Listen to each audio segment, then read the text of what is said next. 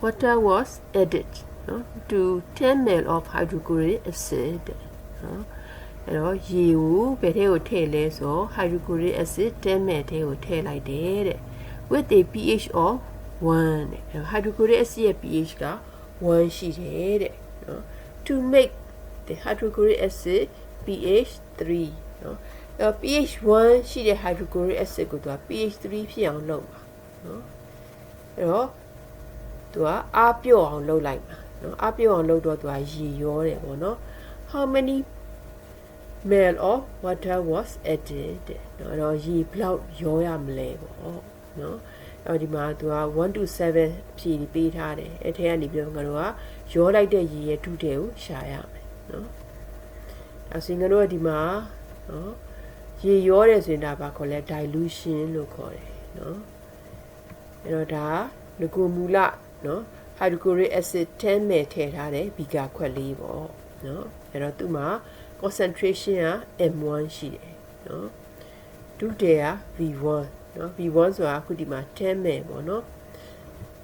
အဲ့တော့ဒီချက်ဒီမှာနောက်ထပ်သူ့ပုံလေးကိုတစ်ပုံထပ်ဆွဲလိုက်တယ်နော်အဲ့တော့သူ့မှာ pH ကဘယ်လောက်ရှိလဲဆို1ရှိတယ်တဲ့အဲ့ hydrochloric acid ကနော်သူ water was added ရေရောလိုက်မယ်ရေရောလိုက်ရင်မှာဒုတိယဘာဖြစ်လာလဲတိုးလာပြီနော်အဲ့ရေရောလိုက်တော့ပြင်းအားဘာဖြစ်တော့မလဲပျော့သွားမယ်နော်ပျော့သွားတော့အမှနော်ရေရောပြီးတဲ့အခါမှာရှိတဲ့ concentration က M2 လို့ထားလိုက်တယ်နော်ဒုတိယကျတော့ဘာဖြစ်လာလဲတိုးလာတယ်ပေါ့နော်ဒုတိယတိုးလာတယ်နော်ဒုတိယဘာလဲ V2 နော်ရဒါဆိုရင်နော်ဒီမှာ pH ကဘယ်လောက်ဖြစ်လာလဲဆိုတော့ pH က3ဖြစ်လာတယ်နော်ဒါဆိုရင်နော်ဒီမှာနော်ငကိုကဒုတိယ V1 ရှိတယ်10 ml ရှိတယ်နော်10 ml ကိုငါတို့ကရေရောလိုက်တော့ဒုတိယဘယ်လောက်ဖြစ်လာလဲ V2 ဖြစ်လာတယ်အဲ့တော့ဘာတွေ့ရလဲ V2 greater than V1 နော်M1 ကဘာလဲပြင်းအား concentration နော်ငကိုမူလ concentration M1 ရှိတာကိုရေရောလိုက်တော့ပြင်းအားဘာဖြစ်သွားလဲပျော့သွားတယ်အဲ့တော့ M1 နဲ့ M2 နဲ့မှာကျတော့ဘယ်သူကများမလဲ M1 ကများမယ် M2 ကနည်းသွားမယ်နော်ဒါကြောင့်မလို့ဒီမှာနော် dilution လုပ်လိုက်တဲ့အခါမှာနော်ဘာတွေ့ရလဲဆိုတော့ M1V1 equal to M2V2 တဲ့နော် M1 ဆိုတာကရေမရောခင်ရှိတဲ့ solution ရဲ့ပြင်းအားနော်အဲ့တော့ဒီမှာရေမရောခင်မှာရှိတဲ့ solution ရဲ့ပြင်းအားဆိုတာကိုငါတို့ကဒီမှာဒီပု္ပ္ပာမှာအဲ့ပြင်းအားကဘယ်နေရမလဲနော် pH သိရင် concentration of H+ သိတယ်နော်ဒါဆို H+ concentration ဆိုတာဘာလဲဒီ acid ရဲ့ပြင်းအားပဲနော်ဒါဆို pH 1ဆိုရင် H+ concentration ကဘယ်လောက်လဲ0.1နော်ကဲ V1 ကဘာလဲ before dilution နော်ရေမရောခင်မှာ solution ရဲ့ဒုတိယနော် M2 ကကျတော့ဘာလဲ concentration of solution after dilution နော်ရေရောပြီးတဲ့အခါမှာရမယ် concentration နော်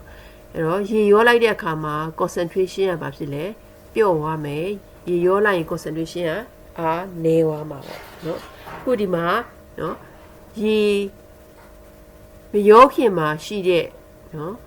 pH ကဘယ်လောက်လဲ1နော်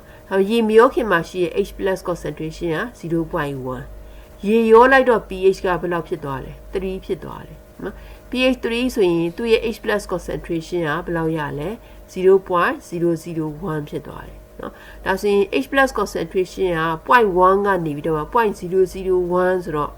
concentration ကဘာဖြစ်သွားလဲပျော့သွားတယ်အားပျော့သွားတယ်အဲ့တော့ concentration ကအားပျော့သွားပြီးတော့မှဒုတိယကျတော့ဘာဖြစ်လာလဲတိုးလာတယ်အဲ့တော့ဒုတိယနဲ့ပြင်းအားနဲ့ကဒီမှာဘာဖြစ်နေလဲရောင်းမြအချိုးဖြစ်နေတာပေါ့ဒါကြောင့်ဒီမှာ M1V1 ဒီဘာနဲ့ညီလဲ M2V2 နဲ့တွဲညီတယ်နော်ဒါဆိုရင်ကျွန်တော်ကဒီပု္ပ္ပာလေးကိုနော်ဖြည့်ရှင်းဖို့အတွက်နော်အခု ဒီချက်ပြောလိုက်တဲ့ဒီ gist လေးတွေဒီချက်လက်လေးတွေကိုဘာလုပ်ရမလဲနော် ပြန်ပြီးတော့မှနော်ခြုံငုံသုံးသက်ကြည့်ရမှာနော်အဲ့တော့ dilution ဆိုတာရေရောတယ်နော်ရေရောလိုက်ရင်ဒုထည်ကတိုးလာတယ်ပြင်အားဘာဖြစ်လဲလျော့သွားတယ်ဒါကြောင့်မလို့နော်တိုးလာတဲ့ဒုထည်နဲ့လျော့သွားတဲ့ပြင်အားမြောက်ရလက်သည်ငကိုမူလပြင်အားနဲ့ဒုထည်မြောက်ရလက်နဲ့ဘာဖြစ်လဲတူတယ်နော်ဒါဆိုရင်ဒီပု္ပ္ပစာလေးကိုဆရာတို့ကကိန်းကနန်းတန်ဖိုးတွေကို substitute လုပ်ပြီးတော့မှပြန်တွက်တော့မယ်နော်အဲ့တော့ water was added to 10 ml of hydrochloric acid နော် hydrochloric acid ဒုထည်ကဘယ်လောက်ရှိလဲ10 ml ရှိတယ် pH ဘယ်လောက်ရှိလဲဆိုတော့1ရှိတယ်တဲ့နော်အဲ့တော့ pH 1ရှိတဲ့နော်10 ml hydrochloric acid ထဲကိုကတော့ဘာလုပ်လဲရေရောလိုက်တာရေရောလိုက်တော့ pH ဘယ်လောက်ဖြစ်သွားလဲ3ဖြစ်သွားတယ်တဲ့နော် how many ml of water was added နော်ရေဘယ်လောက်ရောရမလဲတဲ့ရေဘယ်လောက်ထည့်ရမလဲတဲ့နော်ပြီးတော့ဒီမှာရေရောတဲ့ water ရဲ့ဒုထည်ကိုကတော့ဒီမှာနော် from 1 to 7ကနေပြီးတော့မှ choose လုပ်ခိုင်းထားတယ်ရွေးခိုင်းထားတယ်နော်ဒါဆိုရင် pH 1ဆိုတာကဘာလဲ initial နော်ငကိုမူလရှိတဲ့ pH value နော်အဲ့တော့ငကိုက pH 1ရှိတဲ့ acid ကနော် pH 1ဆိုရင် H+ concentration ကဘယ်လောက်လဲ 0.1 mol per liter နော်ငါတို့ကဒါသိရမယ် pH 1ဆိုရင် H+ concentration ဒီ 0.1 mol per liter နော် pH ဒီ minus log H+ နော်အဲ့ဒီကနေပြောမှာငါတို့ကဖြစ်ဒီ soft လောက်ထားတာ H+ concentration တန်ဖိုးနော်အဲ့ဆိုရင် final pH ကဘယ်လောက်လဲ3နော်အဲ့ဆိုရင် pH 3အတွက် H+ concentration ကဘယ်လောက်လဲ 0.001 mol per liter နော်အဲ့ဒါဆိုရင်10 ml ဆိုတာကဘာလဲငကိုမူလ hydrochloric acid ရဲ့ဘာလဲဒုထည်နော်အဲ့ဆိုရင်ရေဘယ်လောက်ရောရမလဲတဲ့အဲ့တော့ရေရောလိုက်ရင်ရလာမယ့်ဒုထည်ကဘာလဲ V2 ပေါ့နော်ဒါဆိုရင်ဒီပု္ပ္ပစာက dilution ပု္ပ္ပစာဆိုတော့ M1V1 is equal to ဘာလဲ M2V2 နော်ကဲဒါဆိုရင်တို့နော်ဒီမှာနော် substitute လုပ်မယ် M1 ဒီငကိုမူလနော် acid ရဲ့ H+ concentration 0.1 နော်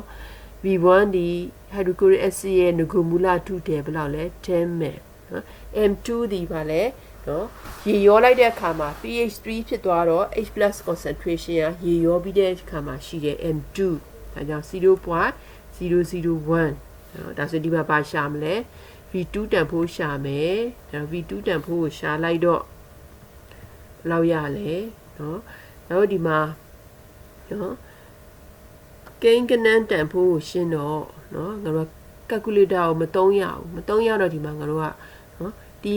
step မှာငါတို့ကရှင်းလိုက်တော့ပိုင်းဝေ value ကဘယ်လောက်ရလဲဆိုတော့1ရတယ်ပိုင်းခြေကဘယ်လောက်ရလဲဆိုတော့ 0.001 ရတယ်ဒါဆိုရင်ငါတို့က calculator မသုံးရတော့ပိုင်းခြေကို1ဖြစ်အောင်လုပ်ရမယ်ဆိုတော့ပိုင်းခြေ1ဖြစ်ဖို့အတွက်ဆိုရင်နော်ဘာလုပ်ရမလဲ